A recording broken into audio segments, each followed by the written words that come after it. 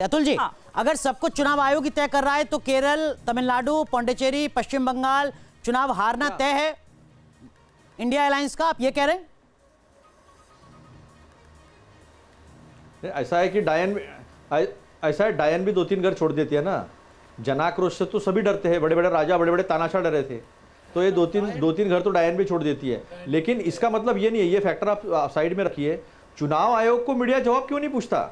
नहीं सर, मैं तो आपसे सवाल पूछ रहा हूं जो सवाल आप खड़ा कर रहे हैं। सवाल खड़े करते हैं, सबूतों के साथ सवाल अगर बिहार चुनाव आयोग की वजह से हारा जा रहा है तो इसका मतलब ये है कि पश्चिम बंगाल भी हार जाएगा तो ये डायन से कम टीएमसी चुनाव। इसका मतलब आप ये कह रहे हैं कि तमिलनाडु में भी बीजेपी की सरकार बन जाएगी? तो छोड़ दीजिए इनके सर, एक घर तो अभी छोड़ दीजिए, हारने के बाद ये मीडिया को क्यों पकड़ लेते हैं?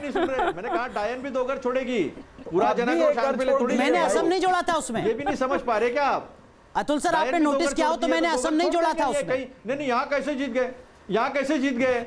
अरे वहां कैसे हार जाएंगे आपके हिसाब से? मैं आपके हिसाब से वहां कैसे हार जाएंगे?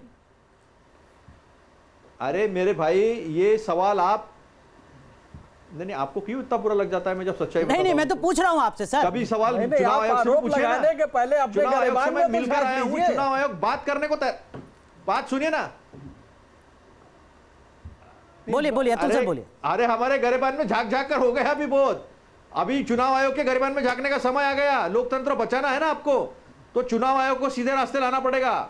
आप हमको मत बताइए, नहीं इतना सब सबूतों के साथ सामने रखा है। अभी मैं बताता हूँ, 10 दिन पहले चुनाव आयोग के पास गए थे, महाराष्ट्र की वोटर लिस्ट जो है वो ठीक करने के लिए। अतुल सर, आप महाराष्ट्र से ताल्लुक रखते हैं, आप कांग्रेस पार्टी के राष्ट्रीय प्रवक्ता हैं, मुझे ऐसा लगता है कि आपको महाराष्ट्र से ऊपर उठना चाहिए। मैं नहीं करूंगा पूरे सम्मान के साथ। मैं तो सिर्फ आपसे ये पूछ रहा हूँ कि अगर चुनाव आयोग ही बीजेपी को चुनाव जिता रहा है तो आज कांग्रेस पार्टी के राष्ट्रीय प्रवक्ता ये अनाउंस कर रहे हैं कि तमिलनाडु में बीजेपी की सरकार बनने जा रही है।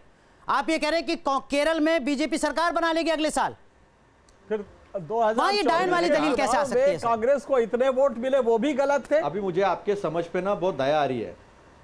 वो डायन भी 2 घर छोड़ देती है, डायन भी 2 घर छोड़ देती है। नहीं छोड़ेंगे तो फिर मुश्किल हो जाएगा। अतुल जी, दयनीय स्थिति आप लोगों की लग रही है। मुझे एक बात बताइए, बैक टू बैक सुनिए ना सर, सुनिए ना। बहुत आसान होता है सर कि मीडिया पर आप किसी भी तरह से इस तरह से आरोप मत दे। सुनिए ना, सबसे पहले आपने शुरुआत की एजेंडा से कि मैं एजेंडा चला रही हूँ। सर चुनाव लड़े आप लोग, एजेंडा चलाए हम। सुनिए ना, सुनिए अतुल जी, आपने सबसे पहले मुझ पर टिक्का टिप्पणी की, पर्सनल टिप्पणी की कि मैं अपना एजेंडा चला रही हूँ। पहले तो आप बता दीजिए कि ऐसा कौन सा एजेंडा चलाया? चुनाव लड़े आप लोग, फिर अब आप अनुराग पर टिप्पणी कर रहे हैं, मेरे सहयोगी पर। अभी आपको वरिष्ठ पत्रकार एनके सिंह भी यहाँ पर यही कह रहे थे कि आप बात कर रहे हैं डायन भी 2-3 घर छोड़ती है, 7 घर छोड़ती है, लेकिन वो ये कह, हालांकि ये शब्द जो है ना, ये शब्द मेरे को लगता है कि आपको तो कम से कम शब्दों का चयन ढंग से करना चाहिए। वो ये कह रहे हैं कि आप भी कम से कम 1 घर छोड़ दीजिए। तो अतुल जी, अभी मेरे को फिलहाल आपकी स्थिति पर दया आ रही है, दयनीय स्थिति आपकी बनी हुई है, जिस तरह से बैक टू बैक आपका परफॉर्मेंस दिखाई दे रहा है।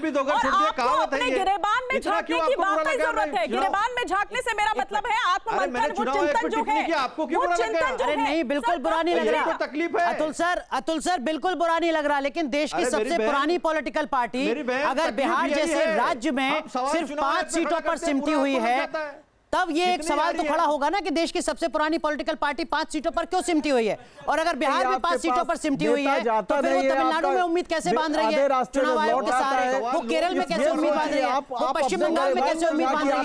ये सवाल है। अतुल जी, मुझे लग रहा है ना, सवाल लोकतंत्र मर रहा है, उस पर उठाना चाहिए आप लोगों ने। आप हार जाते हैं तो लोकतंत्र मर जाता है, आप जीत जाते हैं तो लोकतंत्र